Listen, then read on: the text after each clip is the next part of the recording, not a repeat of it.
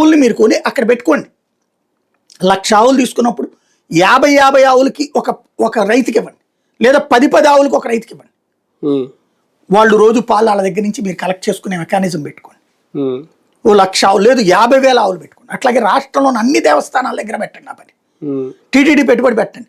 TTD గోదానం సేవ అనేసి ఒకటి అనౌన్స్ చేయండి, జనాలు డొనేట్ చేస్తారు. ఈ ఆవులు రాష్ట్రంలో నానాలయాల దగ్గర పెట్టి ప్రతి ఆలయం దగ్గర ఇప్పుడు నెయ్యి కావాల్సింది, ప్రతి ఆలయంలో లడ్డు చేస్తారు, ప్రతి ఆలయంలో నెయ్యి కావాల్సింది. ఆ మధ్యన గంటా శ్రీనివాసరావు సింహాచలంలో పట్టుకున్నాడా, దుర్గగుడి దగ్గర ఈయన పట్టుకున్నారా, అప్పుడు అక్కడ కూడా డాల్డా అని చెప్పారా, సరైన నాణ్యత లేదని చెప్పారు కదా. అంటే రాష్ట్రంలో ఎక్కడ నాణ్యత ఎక్కడి నుంచి వస్తుంది నాకు అర్థం కాల. ఆవే లేకుండా పాలే లేకుండా ఎక్కడి నుంచి నాణ్యత వస్తుంది.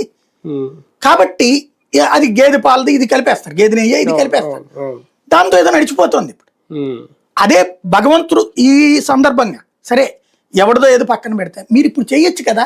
ఆ రామచంద్ర యాదవ్ ఎవరు, ఆయన అయితే మొత్తంగా ఆవులు నేను కొనిస్తానన్నాడు, 50,000 ఆవులు నేను కొనిస్తాను మీరు పెట్టుకోండి అన్నాడు.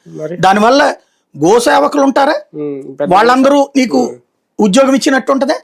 ప్లస్ ఈ ఆవుల నుంచి తీసిన పాలు నువ్వు ఆ పైన ఉన్న దీంట్లో పోయొచ్చు కదా, పబ్లిక్ ఇస్తున్నావు కదా, టీలు కాఫీలు అవి పోయిచ్చా, మజ్జిగ పెడుతున్నావు నువ్వు అది పెట్టచ్చా, ఇదేస్తున్నావు కదా నువ్వు మజ్జిగ పోస్తున్నావు కదా అన్నదాన్ని.